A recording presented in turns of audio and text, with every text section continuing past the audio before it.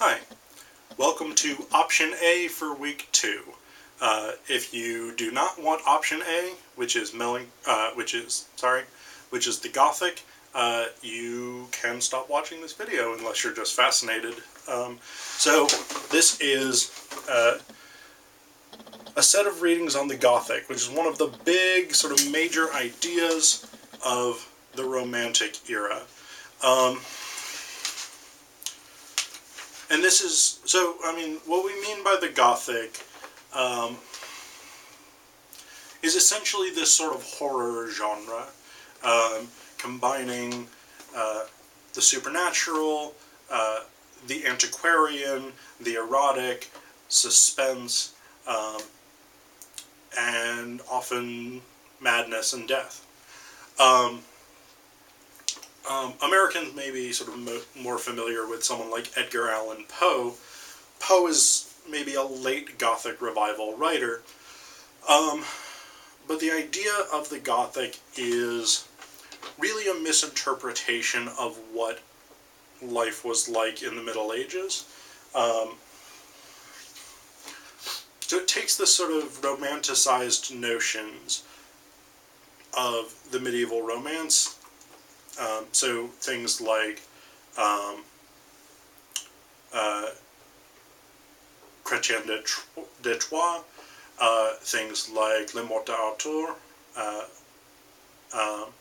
things like Sir Gawain and the Green Knight, all of these great romance tales that feature sort of supernatural villains and occurrences, magic, wizards, witches, elves, fairies, whatever it is. And they're set in these sort of great castles and great sort of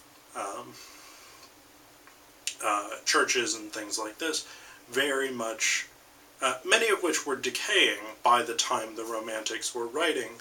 And so when the Romantics experienced these castles and these old cathedrals and things like this, a lot of them had been abandoned, a lot of them had collapsed or partially collapsed, and so on and so on. And you can actually get a sort of sense of this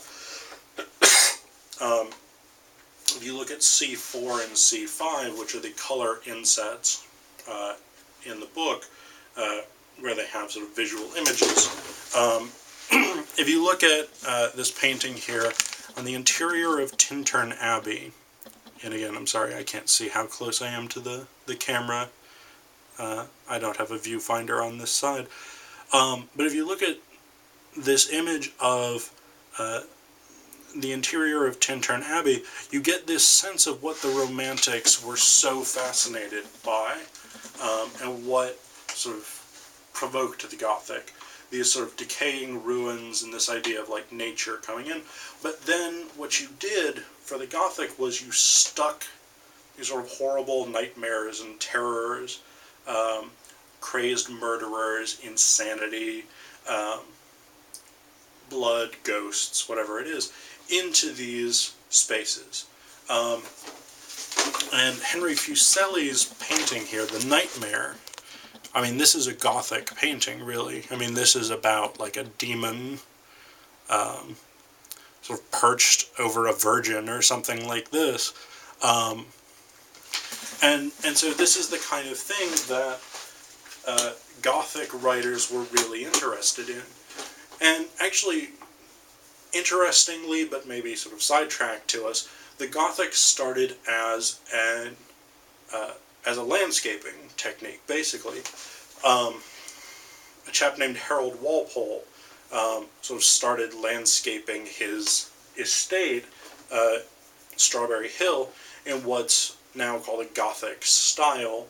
And so he put up sort of ruined towers and medieval style arched doorways and things like this, and then very sort of dense overhanging foliage, cliffs and stuff. It's actually kind of a cool landscaping style. Like it's probably my favorite landscaping style. But that was 1740s, I think. But then Walpole becomes one of the first Gothic authors. And the Gothic primarily takes place through novels And a lot of the novels are actually written by women, so that's a very sort of interesting shift. This is one of the first genres of literature that has a largely female both authorship and a largely female readership.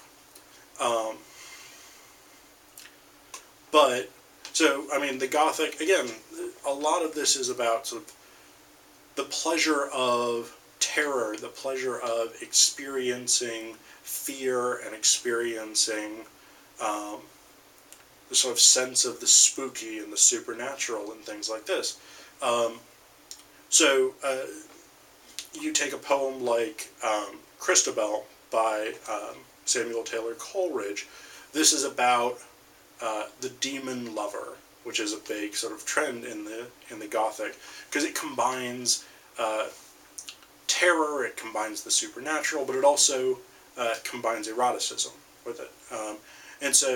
And I mean, this is a popular form of fiction at this time. People love reading the Gothic, and I mean, people still love reading horror and things like this.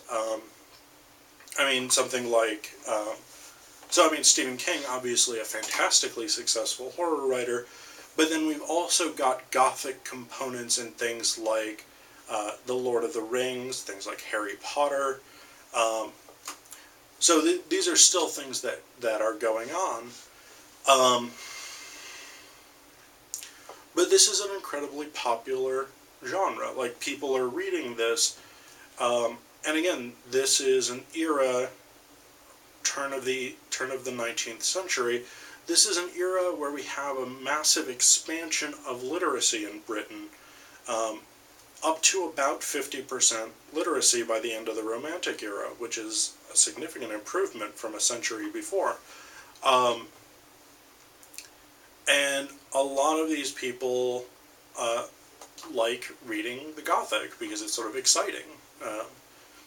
And actually we'll get some readings about this. We'll get some readings about some theorization about why the Gothic is so exciting.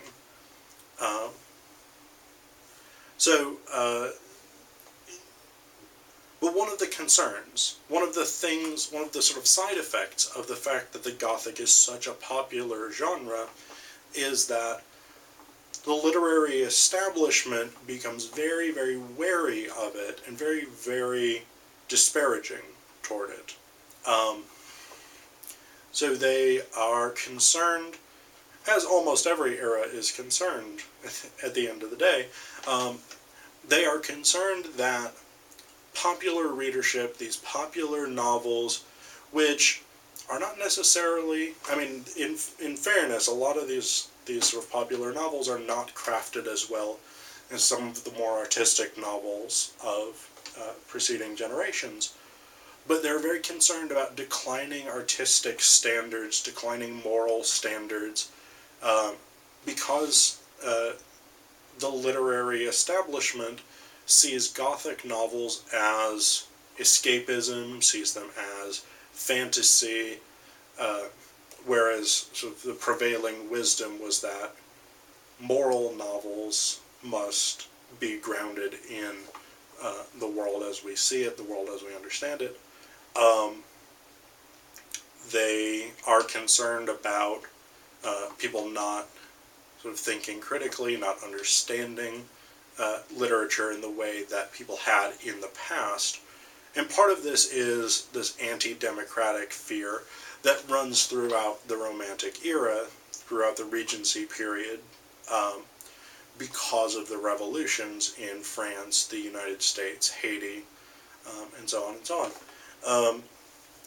So these fears about declining artistic standards are actually tied to political fears about revolution. So, but this is somewhat irrelevant to a lot of the Gothic writers who are making names for themselves as authors. And again, it's an incredibly popular genre at the time, and obviously things like horror movies, horror-based TV shows, and so on continue to be really popular. So, I'm not a big fan of horror myself, but there's something innate about the human psyche that can find a kind of joy in being terrified.